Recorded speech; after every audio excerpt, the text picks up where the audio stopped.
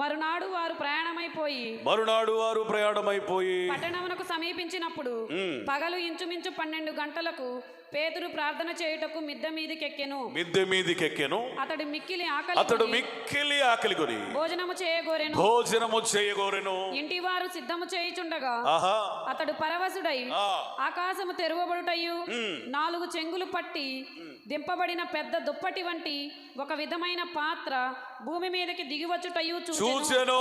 అందులో స్తోత్రం చెప్పండి. హల్లెలూయా చెప్పాలి మంచిగా. హల్లెలూయా. ఆహారం కంటే పరిచర్య గొప్పది అనేటువంటి ఈ ఎలీయెజరు జీవితం నుంచి నేర్చుకోవాల్సిన ఈ పాఠంలో పేతురు గురించి మనం నేర్చుకోబోతున్నాం. పేతురు ఒక దినమున పరిచర్యలో భాగంగా ఒక పట్టణానికి వెళ్ళాడు. ఆ పట్టణం పేరేంటి చెప్పండి? యొప్పే పట్టణంలో సీమోను అనే ఒక చర్మకారుని ఇంట దిగాడు. ఎవరింట? చర్మకారుడు అంటే చెప్పులు కుట్టేవాడు కావచ్చు, చర్మకారుడు అంటే చర్మముతో బ్యాగులు తయారు చేసేవాడు కావచ్చు. మొత్తానికి చర్మాన్ని ఉపయోగించి ఆయా వస్తువుల్ని తయారు చేస్తూ వ్యాపారం కొనసాగించేటువంటి వ్యక్తిని ఏమంటారు చెప్పండి? చర్మకారుడు. మొత్తానికి చర్మకారుడు ఇంటి దగ్గర అతనికి ఆతిథ్యం దొరికింది. ప్రార్థనా సమయం, ప్రార్థన చేసుకుందామని మిద్దె మీదకి ఎక్కాడట. చర్మకారుడైన సీమోనికి ఏముంది? ఒక ఇల్లు ఉంది. ఆ ఇంటి మీద కూడా ఒక మిద్దె ఉంది, మేడ గదిలాగా ఒక గది ఉంది. ప్రార్థన చేసుకుందామని వెళ్ళాడు. ప్రార్థన చేసుకుంటుంటే ఇంచుమించు సమయం ఎంత అయిందండి? 12. ఆ టైంలో ఎక్కాడు. 12ంటికి ఎక్కాడు ప్రార్థన చేయడానికి. మిద్దె మీదకి ఎన్నింటికి ఎక్కాడు? 12ంటికి ఎక్కాడు. ప్రార్థన చేస్తున్నాడు. ఎంతగా ప్రార్థించాడంటే ఉదయం తినిన టిఫిన్ కూడా అరిగిపోయి భయంకరమైన ఆకలేస్తుంది. మిక్కిలి ఆకలి కొనగా భయంకరమైన ఆకలేస్తా ఉంటే ఇంకా కింద భోజనం అవల. ఈయనకి ఆకలేస్తుంది, తినాలనే ఆశ కూడా ఉంది, కానీ ఇంటి వారు ఆహారాన్ని ఇంకా సిద్ధపరచలా. మరేం చేయాలి? ఏవయా దైవజనుడు అంటే లెక్కలేదా? నాకు ఇందాక నుంచి ఆకలేస్తుంది అని ఆయన దగ్గరికి వెళ్ళి ఏం అరవలేదు, కానీ మిక్కిలి ఆకలి కొంటా ఉంది, ఇంకా అన్నం తయారవ్వలేదు, ఇంకా సమయం పట్టేటట్లుగా ఉంది. ఆయనట ప్రార్థన కొనసాగిస్తూనే ఉన్నాడట. స్తోత్రం చెప్పండి. మిక్కిలి ఆకలి అవుతున్నా కానీ ప్రార్థన తగ్గలేదు. మన జీవితాల్లో కూడా కొన్ని సార్లు ఉపవాసాలు ఉన్నప్పుడు ఆకలి ఎక్కువైంది. ఇప్పుడు మామూలు టైంలో గంట లేట్ అయినా తిందాంలే అనిపించింది. ఉపవాసం ఉన్న రోజే వాసనలన్నీ వస్తాయి కదా. శోధకుడైన సాతాను నీకు గ్యాలం వేశాడు, ఎర చూపించి భ్రమ చూపించి నిన్ను చెక్కించాడు, చివరకు నిన్ను బానిస చేసి విజయ గర్వముతో తను నవ్వుచున్నాడు. ఓ మనసా నా మనసా, ఓ మనసా నా మనసా. నేను అనుకునేవాడిని కంటి ద్వారా పాపం జరిగింది, చెవుల ద్వారా కూడా చెడ్డ వింటాం, నోటి ద్వారా కూడా చెడ్డ మాటలు పలుకుతాం, శరీరం ద్వారా కూడా చెడ్డ పనులు చేస్తాం. ముక్కు ఒకటే మంచిది అనుకునేవాడిని. ముక్కు ద్వారా కూడా ఏమున్నాయి? శోధనలు ఉన్నాయి. కంటి ద్వారా శోధనలు వచ్చినప్పుడు ఎలా జయిస్తావో, చెవి ద్వారా శోధనలు వచ్చినప్పుడు కూడా ఎలా ఆ మాటలు విసర్జిస్తావో, శరీరం కూడా పాపానికి రేపుతున్నప్పుడు ఏ విధంగా పాపాన్ని జయిస్తావో, నోటి ద్వారా కూడా పాపపు మాటలు పలకాల్సిన సమయంలో కూడా ఏ విధంగా సంయమనం పాటిస్తావో పరిశుద్ధాత్మ సహాయంతో, అదేవిధంగా ముక్కు ద్వారా వస్తున్న ప్రతి శోధనను కూడా జయించగలగాలి. స్తోత్రం చెప్ప మంచిగా చెప్పాలి. హల్లెలూయా. శోధన వస్తాయి, కానీ మిక్కిలి ఆకలి కొనిన, కడుపు తొందర పెడుతున్నా, ఎలుకలు పరిగెత్తుతున్నా, రైళ్లు పరిగెత్తుతున్నా, ఈయనలో ప్రార్థన ఆకలిని అధిగమించగలిగిన శక్తివంతమైనది. ప్రార్థన ఎంత గొప్ప ప్రార్థన చెప్పండి. ఆకలిని అధిగమించగలిగినది. ఆయన ప్రార్థన ఆకలిని అదిమి పట్టగలిగినది. ఆయన ప్రార్థన ఆకలిని అణచివేయగలిగినది. మరి మన ప్రార్థనా పరులు చాలామంది ఉండొచ్చు, కానీ దేవునికి ఎలాంటి ప్రార్థనా పరులు కావాలో తెలుసా? ప్రతి శోధనను అణచి కాలి కింద తొక్కేసి అధిగమించగలిగిన ప్రార్థనా ప్రావీణ్యతను సంపాదించుకోవాలి. నీ ప్రార్థనకి ఎంత శక్తి పెరగాలంటే ఆకలిని కూడా అణచివేయగలగాలి, ఆకలిని కూడా అదింపట్టాలి, ఆకలిని కూడా తొక్కేసేయాలి. కడుపు నిండినప్పుడు ప్రార్థన చేసేటమే కష్టం, అట్లాంటిది ఆకలి అయినప్పుడు ప్రార్థన చేయడం ఎట్లా? రెండు ప్రమాదమే. కడుపు నిండింది అనుకోండి, ప్రార్థన నడిచిద్దా? శంకర్ ఏం డల్గా ఉన్నావు విన్నారా? కడుపు నిండితే ప్రార్థన నడిచిద్దండి? కష్టం. తినగానే శరీరం ఏమంటుందంటే ఎల్లో అంటది, మనసు ఏమంటుందంటే రా అంటది, ఒకటే ఇల్లు అంటది, ఇంకోటి రా అంటది. తిరంగాలనే లోపల పడంగాలనే మరి ప్రార్థన ఎట్లా నడిచింది? అందుకని అది ప్రమాదమే. చెప్పండి, ఆకలి అవుతున్నప్పుడు కూడా ప్రార్థన చేయడం కష్టమే. ఈ రెండు సందర్భాలని అపోస్తులైనటువంటి పేతురు గారు జయించారు. ఆయన మిక్కిలి అంట. ఆకలి తీవ్రతను గురించి వర్ణించడానికి పరిశుద్ధాత్ముడు వాడిన పదం ఏంటంటే మామూలు ఆకలి కాదు నాయన, ఎట్లాంటిది? ఎక్స్ట్రీమ్, మిక్కిలి, బాగా ఆకలేస్తుంది. అంత ఆకలిలో కూడాట ప్రార్థన చేయించుకునే ఉన్నాడట. దేవునికి స్తోత్రం చెప్పండి. మన అంశం ప్రకారం మనం మాట్లాడుకోవాలంటే నీ ఆకలి కంటే పరిచర్య గొప్పది. ఏంటి చెప్పండి? చెప్పాలి, మీరు చెప్పాలి, మాట్లాడాలి. ఆకలి కంటే, ఆహారము కంటే పరిచర్య గొప్పది. యేసు ప్రభు జీవితం నుంచి మనం నేర్చుకున్న పాఠాలు ఏంటంటే పరిచర్య అనగా ఆత్మలను రక్షించడం, హల్లెలూయా, పాపులను పరిశుద్ధులుగా మార్చడం, హల్లెలూయా, అనీతిమంతులను నీతిమంతులుగా మార్చడం, హల్లెలూయా, ఆత్మతో సత్యముతో ఆరాధించి ఒక గుంపుని తయారు చేయటం. According to the life of Peter, పేతురు యొక్క జీవితం ప్రకారం మనం నేర్చుకోవాల్సినటువంటి పాఠం ఏంటంటే ప్రార్థనయే పరిచర్య. స్తోత్రం చెప్పండి, హల్లెలూయా. ప్రార్థనయే పరిచర్య. శంకర్ మంచి తండ్రి అవుతాడు, గుడ్ ఫాదర్. దోమ కూడా వాళ్ళని ఇట్లా. స్తోత్రం చెప్పండి, హల్లెలూయా, గాడ్ బ్లెస్, హల్లెలూయా. స్తోత్రం చెప్పండి, హల్లెలూయా. వింటున్నారా? మీ జీవితంలో ప్రార్థన ప్రధానమైన పరిచర్యగా ఉండునుగాక. చెప్పండి గట్టిగా, ఆమేన్ చెప్పండి. ప్రార్థన ప్రధానమైన పరిచర్య. ఏదైనా సరే నువ్వే పని ప్రారంభించు, దానితో ప్రారంభించు. ఏ పని చెయ్యి, దానితో చెయ్యి. ఏదైనా చెయ్యి, ప్రార్థనతో కొనసాగించు. ప్రార్థన ప్రార్థన ప్రార్థన ప్రార్థన ప్రార్థన ప్రార్థన. దేవుని కొరకు మనం ఎన్నో చేయొచ్చు, ప్రార్థన లేకపోతే అవన్నీ వ్యర్థం. దేవునితో కలిసి మనం చేసేది ఏంటి తెలుసా? ప్రార్థన. దేవునితో కలిసి చేసేది ఏంటి చెప్పండి? ప్రార్థన. దేవుని కొరకు చేయి, తప్పులేదు. గొప్ప కార్యాలు చేయాలంటే గొప్ప ప్రార్థన కావాలన్నాడు ఒక దైవజనుడు. గొప్ప కార్యాలు చేయాలంటే దాని వెనకాల గొప్ప ప్రార్థన ఉండాలి. స్తోత్రం చెప్పండి, హల్లెలూయా. గొప్ప ప్రార్థన ద్వారానే గొప్ప పరిచర్య జరిగింది. గొప్ప ప్రార్థన ద్వారానే గొప్ప కార్యాలు చేయగలుగుతాం. గొప్ప ప్రార్థన ద్వారానే దేవుని కొరకు గొప్ప కార్యాలు చేయగలుగుతాం. హల్లెలూయా. అన్నయ్య, నన్ను దేవుడు మర్చిపోయాడు అన్నయ్య. దేవుడు ఎప్పుడు ఎవరిని మర్చిపోడు, నువ్వే మర్చిపోయావు. బిజీలో పడిపోయి ప్రార్థన చేయక దేవుడిని నువ్వు మర్చిపోయావు. పాస్టర్ గారండి, నా జీవితంలో ఏమీ జరగట్లేదండి. ఎందుకు జరగవు? అందరి జీవితంలో జరిగి నీకెందుకు జరగవు? ప్రార్థన తగ్గిపోయింది. మనకేం కావాలి చెప్పండి? ప్రార్థన. స్తోత్రం. ఒకప్పుడు ఈ పేతురు ఎలాంటి వాడో తెలుసా? యేసయ్య మిక్కిలి వేదనతో ప్రార్థన చేస్తూ ఉంటే యేసుప్రభు రిక్వెస్ట్ చేశాడు. పేతురుని, యోహాన్ని, యాకోబుని రిక్వెస్ట్ చేశాడు, నాయనలారా నా కొరకు ప్రార్థించండి అని. రాయి వేత దూరంలో, అంటే రాయి ఇసిరేయగలిగిన దూరంలో వెళ్ళి ప్రార్థన చేసుకున్నాడు. ఆయన వేదనతో, తీవ్రతతో ప్రార్థన చేస్తున్నాడు. వీళ్ళు ఇక్కడికి వచ్చి చూస్తే ఏం చేస్తున్నారు? తీవ్రంగా నిద్రపోతున్నారు. ప్రార్థన అంటే అర్థం ఏంటో తెలుసా? యేసయ్యతో కలిసి చేసే పరిచర్య. చెప్పు హల్లెలూయా. ప్రార్థించేవాడు మాత్రమే యేసయ్యకు జత పనివాడు కాగలడు. యేసు ప్రభు యొక్క ప్రధానమైన పరిచర్య ఏంటో తెలుసా? ప్రార్థన. ఆ దినములలో ఆయన ఎక్కువగా ప్రార్థన చేయుచూ గడిపినట. ఏ దినాలు? పరిచర్యకు బలంగా సిద్ధపడే ఆ దినాలు. దాని అర్థం దేవుని కొరకు గొప్ప పరిచర్య చేయడానికి యేసు ప్రభు తన్ను తాను ఏ విధంగా సిద్ధపరచుకున్నాడంటే ఎక్కువగా ప్రార్థన చేయడానికి సమయాన్ని గడిపాడట. ఉపవాసాలు ఎక్కువ గడిపాడట.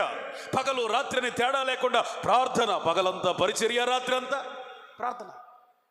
నేనంటాను, ఒక గొప్ప పరిచర్య కొరకు సిద్ధపడేవాడు ఎట్లుంటాడంటే ప్రార్థనతో సమయాన్ని గడుపుతాడు.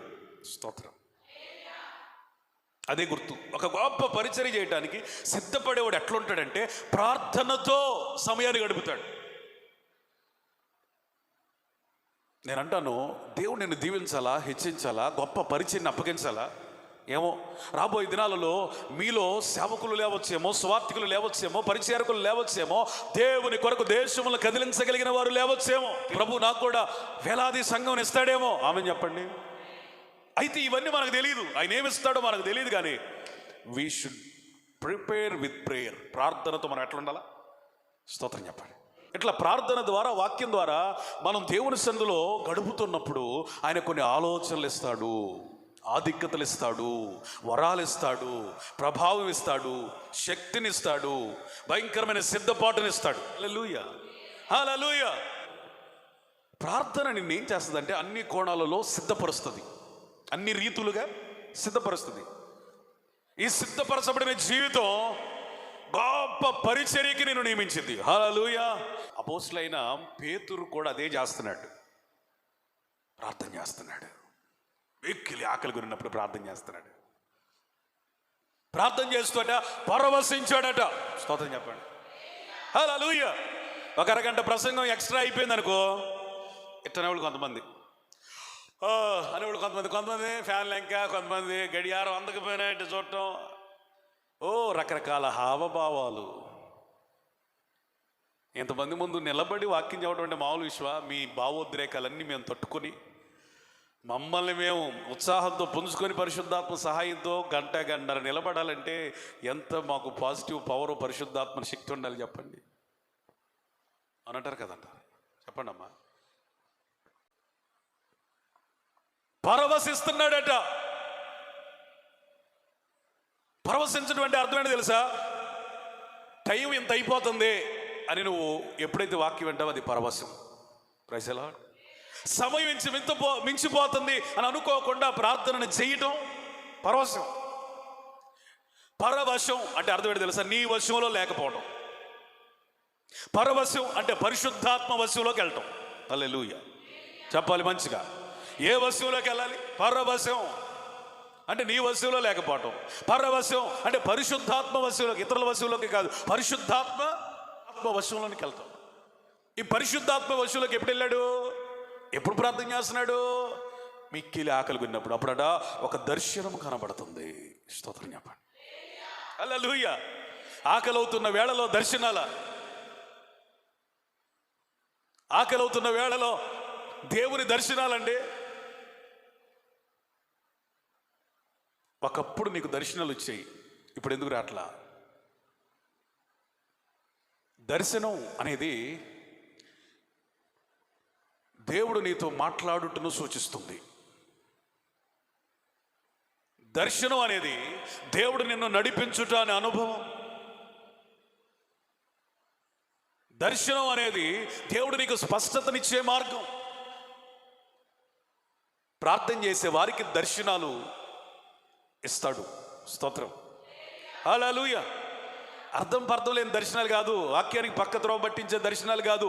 ఆ దర్శనం కూడా ఎట్లుంటుందంటే బిబిలికల్గా, బైబిల్ అనబడిన భూతత్వంలోంచి అది చూస్తే చాలా చక్కగా సూట్ అవ్వాలి దర్శనం అంటే. ఇప్పుడు దర్శనం వస్తుంది, అది దుప్పట్లాగా ఉంది కానీ పళ్ళిమే కానీ ఎట్లుంది? దుప్పట్లాగా ఉంది. ఆ దుప్పటిని 4 చెంగులు ఉన్నాయి. ఆ దుప్పట్లు ఏమన్నాయి? పవిత్రమైనవి, అపవిత్రమైనవి, జంతువులు, జీవులు, జీవరాశులు అన్నీ ఉన్నాయి. చంపుకొని తినో శబ్దం, చంపుకొని తినో శబ్దం. అలా ఎన్నిసార్లు మాట్లాడాడు దర్శనంలో దేవుడు? అపోస్తలుల కార్యం 10వ అధ్యాయం 2 సార్లు 3 సార్లా? ముమ్మారు. ఎన్నిసార్లు? చంపుకొని తినా. నేను తిన ప్రభువా, నేను ఎవరిని? యూదుణ్ణి. యూదుడికి కొన్ని ఒక లిస్ట్ ఉంటుంది, పవిత్రమైనవి అపవిత్రమైనవి, ఏవి తినాలి ఏవి తినకూడదు. మీరు ద్వితీయోపదేశ కాండంలోకి వెళ్తే మీకు కొన్ని కనపడి, ద్వితీయోపదేశ కాండం కాదు, మీకు ఆ లేవియా కాండంలో 11వ అధ్యాయంలో కనపడతాయి. 11వ అధ్యాయంలో ఏమేమి తినాలి ఏమేమి తినకూడదు మాత్రం లిస్ట్ ఉంటుంది.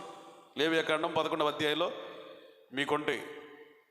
ఒంటి తినకూడదు, పొట్టి కుందేలు తినకూడదు, కుందేలుని తినకూడదు, పందిని తినకూడదు. మళ్ళీ 13 నుంచి 19 వచనాల్లో ఏమేమి తినకూడదు అన్నీ ఉన్నాయి. తర్వాత 29, 30, 31 వచనాల్లో కూడా ఏమేమి తినకూడదు ఉన్నాయి. చిన్న ముంగిస, చిన్న పందికొక్కు, ప్రతి విధమైన బల్లి, ఓసర వెళ్ళి, నేల మొసలి, తొండ, సరటము, అడవి ఎలుక, ఇవన్నీ మళ్ళీ మీకు ఆ 11వ అధ్యాయం 42 వచనాలు అట్లా కనబడతా ఉంటాయి. ఇదంతా లిస్టు యూదులు పాటిస్తారు. కానీ ఆ దర్శనంలో దేవుడు చంపుకొని తిను ముమ్మారు చెప్పి ఆ దర్శనం ఏమైపోయింది, అంతర్ధానం అయిపోయింది. ఇప్పుడు తేరుకున్నాడు. దర్శన భావం అర్థం కావట్లేదు. ఏదో దుప్పట్లాగా ఉంది పాత్ర, 4 అంచులు ఉన్నాయి ఎవరో పట్టుకున్నట్లుగా, అందులో అపవిత్రమైనవి పవిత్రమైన ఉన్నవి, అసహ్యమైన ఉన్నవి. నేను తిన్నంటున్నా కానీ తిన్ను అంటున్నాడు, ముమ్మారు చెప్పాడు, నేను తిన్ననే చెప్పాను, మాయమైపోయింది. ఏంటా అర్థం కావట్లేదు. ఈ దర్శనాన్ని వివేచిస్తూ ఉండగా తలుపులు మూసుకొని ప్రార్థిస్తున్నాడు కదా, తలుపు అని మోగుతుంది. కైసరియా ప్రాంతం నుంచి వచ్చారు, కొర్నేలి దగ్గర నుంచి. ఎవరెవరు? కైసరియా ప్రాంతం నుంచి వచ్చారు కొర్నేలి దగ్గరికి. అయ్యా నీకోసం ఎవరు వచ్చారయ్యా? ఎవరో కొర్నేలి నుంచి వచ్చారంట.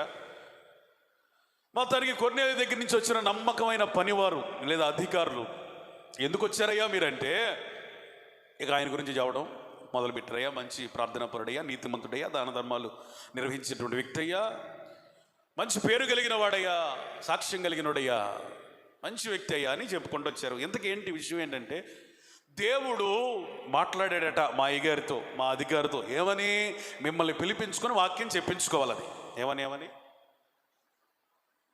మొత్తానికి ఆ పూట వాళ్ళు తిన్నారు. తర్వాత వెళ్ళిపోయారు అందరూ. పేతురుతో వచ్చిన వాళ్ళు, కొర్నేలి దగ్గర నుంచి వచ్చిన వాళ్ళు మొత్తం విందు చేసి భోజనం చేసి తర్వాత వెళ్ళిపోయారు. నేను ఏం చెప్పాలని అనుకుంటున్నానంటే, ప్రార్థన అనేది గొప్ప పరిచర్య. స్తోత్రం. దీన్ని నువ్వు ఎట్లా చేయాలంటే, ఎంత ఆకలి, ఎన్ని రకాలైన ఆకలులు, శరీర సంబంధమైన కోరికలు, అవసరతలు ఎన్నున్నా ప్రార్థన ఆపకూడదు. ఎందుకంటే ప్రార్థన కంటే మించినది ఏది లేదు. ఎంతగా ప్రార్థించాలంటే ఆకలిని అధిగమించగలగాలి. ఎంతలా ప్రార్థించాలంటే ఆకలి వేళ పరవశించాలి. హల్లెలూయా. నాకు తెలిసిన ఒక సహోదరుడు అన్నాడు, అతని పేరు భాను, మంచి కీబోర్డ్ ప్లేయర్. అతడు ఒక పాట రాశాడు, చాలా నాకు నచ్చింది. పరవశమే ప్రభు నీలో, శ్రమ అయిన సుఖమే నీ సేవలో, చెరసాలైన సన్మానమే పగవారి ఎదుట నీలో సాధ్యమే, నీలో సాధ్యమే. పరవశమే ప్రభు నీలో, శ్రమ అయిన సుఖమే నీ సేవలో. స్తోత్రం చెప్పండి. హల్లెలూయా. ప్రార్థన చేసేటప్పుడు ప్రతి శ్రమ కూడా మనకి ఎట్లా అనిపించాలి? చెప్పండి అమ్మా, చెప్పండి అయ్యా, చెప్పరేంటి? కబడ్డీలాగా కబడ్డీ అన్నట్టుంది. చెప్పండి. ఇన్ని గంటలు నిలబడి నేను వాక్యం చెబుతూ ఉంటే కనీసం ప్రతిస్పందన లేకపోవడం అంత అన్యాయం అండి. ఇంతే కదా మిమ్మల్ని అడుగుతుందని యేసయ్య అడిగినట్టుగా నేను కూడా మిమ్మల్ని అడిగేది ఏంటి చెప్పండి? స్పందనేగా, ప్రతిస్పందనేగా. స్పందన కోసం మీరు తిరుగుతారు, మీ స్పందన కోసం నేను తిరుగుతాను. అర్థమైందా? ప్రసంగికుడికి ఏం కావాలి? స్పందన కావాలి. స్తోత్రం చెప్పండి. Praise the lord. ప్రార్థించేటప్పుడు కూడా శ్రమ కూడా ఎట్లా ఉండాలి చెప్పాలి? సుఖంగా ఉండాలి. స్తోత్రం చెప్పండి. నీ ప్రార్థన ఎంత గొప్పదై ఉండాలంటే ఆకలిని అధిగమించేదై ఉండాలి, పరవశించేదై ఉండాలి. ఎట్లా నిన్ను పరవశించేటట్లుగా ప్రార్థనలో చేయగలిగేది కేవలం పరిశుద్ధాత్ముడు మాత్రమే. స్తోత్రం చెప్పండి. మీరు ప్రార్థించి మోకాళ్ళు వేసే ప్రతిసారి మొట్టమొదటిగా మీరు చేయాల్సినటువంటి ప్రార్థన ఏంటో తెలుసా? పరిశుద్ధాత్ముడా, ప్రార్థన ప్రారంభిస్తున్నాను, ఎలాగ యుక్తంగా ప్రార్థన చేయాలో నాకు తెలియదు, నువ్వు నడిపించు అని కొద్ది నిమిషాలు పరిశుద్ధాత్మని కొరకు నువ్వు అడగాలి. ఆయన సహాయం కొరకు అడగాలి. అడిగినప్పుడు నువ్వు పరవశించి ప్రార్థన చేస్తావు. ఈ పరవశంతో కూడిన ప్రార్థన ఏం చేస్తుందో తెలుసా? పరలోకపు దర్శనాలను ఎదుట నిలుపుతుంది. హల్లెలూయా, హల్లెలూయా. ఏ దర్శనాలు? పరలోకపు దర్శనాలు. ఎందుకు దర్శనాలు ఇస్తాడంటే అప్పుడు అర్థం కాల ఆయనకి. అప్పుడు అర్థం కాల. నేను గతంలో చూసిన, సేవలోనికి రాకముందు చూసిన దర్శనాలు కానీ కలలు కానీ నాకు అప్పుడు అర్థం కాల. ఎక్కడికి వెళ్తున్నట్టుగా, వాక్యం చదువుతున్నట్టుగా, ఏదో చర్చిలోకి వెళ్ళినట్టుగా, ఓ అదంతా నా సంఘమే అయినట్టుగా, ఓ రకరకాల కళలు వచ్చినప్పుడు అర్థం కాలే నాకు. సేవలో నడుస్తున్నప్పుడు నాకు అర్థమైన విషయం ఏంటో తెలుసా? ఓహో, అప్పుడు వచ్చిన కళలు ఇవేనా? స్తోత్రం చెప్పండి. అప్పుడు వచ్చిన దర్శనాలు ఇవేనా? హల్లెలూయా. ఇంకా వచ్చిన దర్శనాలు ఎన్నో నెరవేర్చడానికి సిద్ధంగా ఉన్నాయి. స్తోత్రం చెప్పండి. ఇంకా నెరవేర్చబడవలసిన అవసరత ఉంది. ఎన్నో ఉంటాయి మన జీవితంలో. ఎప్పుడు గుర్తొస్తాయి, ఎప్పుడు అర్థమవుతాయి? సర్టన్ టైం వచ్చినప్పుడు. ఈయనకు కూడా ఎప్పుడు అర్థమైందంటే ఆ పిలిచినప్పుడు కూడా అర్థం కాల. మొత్తానికి కైసరే ప్రాంతానికి వెళ్ళాడు, కొన్నేళ్ళు ఇంటికి వెళ్ళాడు. కొన్నేళ్ళు ఆ ఇంట్లో అప్పటికే సమకూర్చబడినటువంటి బంధుమిత్రులు, రక్త సంబంధికులు, అభిమానులు, ఏర్పాటులో ఉన్న వాళ్ళందరూ వచ్చి కూర్చున్నప్పుడు దేవుడు తనను ప్రేరేపించగా ఒక వాక్యం చెప్తున్నాడు. యేసుక్రీస్తు అందరికీ ప్రభు. Jesus Christ is the lord of all. అప్పుడు దాకా పేతురు పరిచర్య ఎవరి మధ్య? ఓన్లీ ఫర్ జూస్, యూదులకే. కానీ ఈ ప్రార్థన తర్వాత, ఈ పరవశం తర్వాత, ఈ దర్శనం తర్వాత అన్యుల మధ్యలో కూడా పేతురు పరిచర్య విస్తరించింది. చప్పట్లు కొట్టి స్తోత్రం చెప్పండి. హల్లెలూయా. ప్రార్థన మన పరిచర్యని విస్తరింపజేస్తుంది. Our prayer can extend our ministry.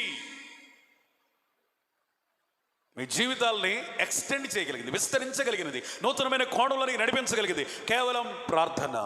స్తోత్రం.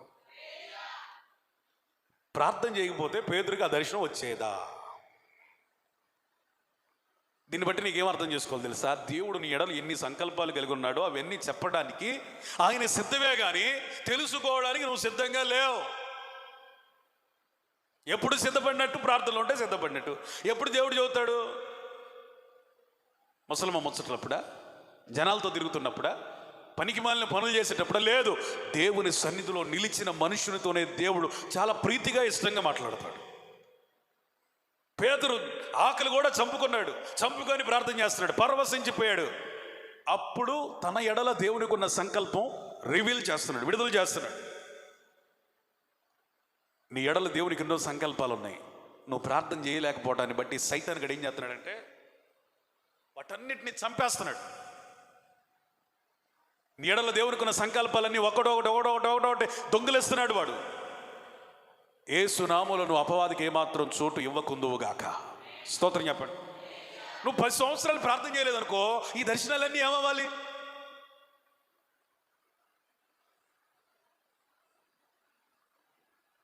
అసలు ప్రార్థనే లేదనుకో, నీ ఎడల దేవునికి ఉన్న సంకల్పం ఏమవ్వాలి? దీన్ని బట్టి మీకు ఏమర్థమవుతుంది? ప్రతిదినము ప్రార్థన చేస్తే ఆయనలో నువ్వు పెనవేయబడతావు. నీ ఎడల దేవునికి ఉన్న సంకల్పం ప్రత్యక్షపరచబడుతుంది. నీ జీవితాన్ని ఆయన రూపాంతరపరుస్తాడు. నూతనమైన కోణంలోనికి నేను మారుస్తాడు, దీవిస్తాడు, ఆశీర్వదిస్తాడు. స్తోత్రం చెప్తారా? మంచిగా చదువుతారా? అందుకని మనం ఏం చేయాలి? ప్రార్థన. నిన్ను ఇక్కడ ఆకలి అనే ఉంది, కానీ ఎలాంటి ఆకలైనా చంపగలిగేది ప్రార్థన. స్తోత్రం. ఏ స్థాయిలోకి నువ్వు ఎదగాలో తెలుసా? పరిశుద్ధాత్మ సహాయంతో. అది పాపపు ఆకలైనా, శరీర సంబంధమైన ఆకలైనా, ఇహ సంబంధమైన కోరికలే అయినా, డబ్బు పరమైన ఆశలే అయినా, పరిశుద్ధాత్మ సహాయంతో ప్రతి ఆకలిని చంపగలగాలి. స్తోత్రం. ఒక పదునైన కత్తిని ఉప్పు బస్తాలు పెట్టాం, 1 నెల రోజుల తర్వాత తీసాం. ఆ కత్తి ఎలా ఉంటుంది? ఎంత బలమైన పదునైన ఖడ్గాని సైతం ఉప్పు ఏం చేస్తుంది? తుప్పు పట్టేలాగా, బలహీన పరిచేలాగా చేస్తుంది.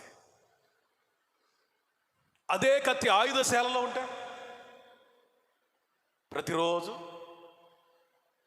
పదును పెట్టబడుతుంది, ప్రతిరోజు పర్యవేక్షించబడుతుంది, ప్రతిరోజు దాని మీద శ్రద్ధ పెట్టి కూడా ఒకడు ఉంటాడు.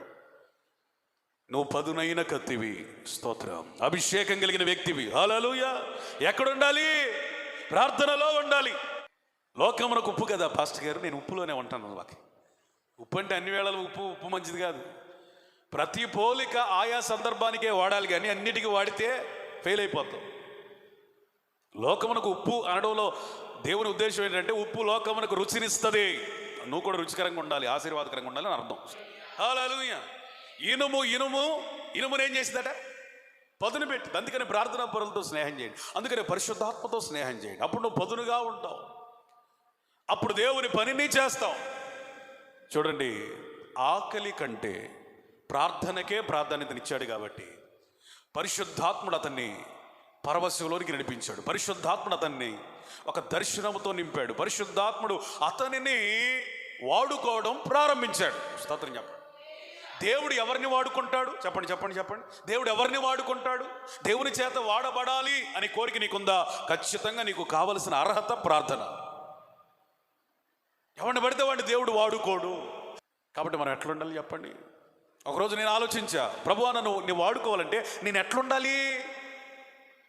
వాక్యం లోపల నుంచే దేవుడు మాట్లాడాడు. ఒకటి, దేవుడు నిన్ను వాడుకోవాలంటే ప్రార్థించిన పేతురును వాడుకున్నాడు. ఎవరిని? రెండోది, ఏ పాత్రను పడితే ఆ పాత్రను వాడుకోడు. వెండి పాత్రని, బంగారు పాత్రలు, ఎన్నో పాత్రలు ఉంటాయి, కానీ వీటన్నిటిలో ఏది చేరక ప్రత్యేకముగా ఉండే పాత్రని దేవుడు ప్రతిష్ట, పరిశుద్ధత. దేవుడు ఎవరిని వాడుకోవడం ప్రారంభించాడు అంటే అభిషేకించబడిన అపోస్తలుని. ఖచ్చితంగా ప్రేయర్ లైఫ్, రెండోది హోలీ లైఫ్, మూడోది హోలీ స్పిరిట్. ఈ మూడు అనుభవాలు కనుక నీకుంటే దేవుడు నిన్ను ఆడుకుంటాడు. ఈ మూడు ఎప్పటికప్పుడు కాపాడుకుంటా ఉంటే ఆడుకుంటానే ఉంటాడు. స్తోత్రం చెప్పండి. పేతురు ప్రార్థించిన తర్వాత ఈయన పరిచర్య ఎంత విస్తరించిందంటే, నైనా నువ్వు స్వజనులకు మాత్రమే సేవకునికి కాదు, అన్యులకు కూడా నువ్వు సేవకునిగా వాడబడాలి, వాళ్ళ దగ్గర కూడా వాక్యాన్ని పంచుకోవాలి అని వాళ్ళ దగ్గరికి పంపించి వాక్యం చెప్పినప్పుడంట కొర్నేలి ఇంటిలోనికి పరిశుద్ధాత్ముడు దిగి వచ్చాడు. స్తోత్రం. వాళ్ళప్పటికి మందిరపు అనుభవాలు లేవు, పెద్ద పెద్ద వాక్యాలు వినలేదు, బాప్తీసాలు అసలే లేవు. వాళ్ళ మీద ఎవరు దిగి వచ్చారు? పరిశుద్ధాత్ముడు దిగి వచ్చాడు. బోధిస్తుంటే ప్రజలలో పరిశుద్ధాత్ముని అభిషేకం, పరిశుద్ధాత్ముని క్రియలు, చర్యలు, పరిచర్యలు పేతురు జీవితంలో జరిగాయి. కారణం ఏంటంటే అతని ఉద్దేశం ఒకటే, ప్రార్థన కంటే ఆకలి గొప్పదేం కాదు, ఆకలి కంటే ప్రార్థనే గొప్పది. ఈ స్థితిలో కనుక నీవు నేర్చుకొనగలిగితే, ఆకలిని జయించగలిగితే, ఖచ్చితంగా ఆకలిని జయించే ప్రార్థనా జీవితం నీకు, నాకు, మనందరికీ ఉంటే పేతురుని లేపినట్లుగా దేవుడు మనల్ని ప్రత్యేకపరుస్తాడు. స్తోత్రం. హల్లెలూయా. ఎట్లా ప్రార్థించాలని కోరాలి? పరవశించి. ఎట్లా ఎట్లా ఎట్లా ఇది ఎవరు నేర్పిస్తారు మనకి చెప్పండి? పరిశుద్ధాత్ముడే. హల్లెలూయా. పరవశించి ప్రార్థించేటప్పుడు ఖచ్చితంగా నీలో ఏం జరిగింది? దేవుడిని ఎడల కలిగి ఉన్న సంకల్పాలు, దర్శనాలు అన్నీ చూపిస్తాడు. పరవశముతో కూడిన ప్రార్థన కావాలంటే ఎవరికి అప్పచెప్పుకోవాలి? పరిశుద్ధాత్మునికి. పరిశుద్ధాత్మునికి అప్పచెప్పుకుంటే నీలో జరిగే కార్యం ఏంటి? ఆకలిని కూడా అధిగమించి ప్రార్థన చేస్తావు.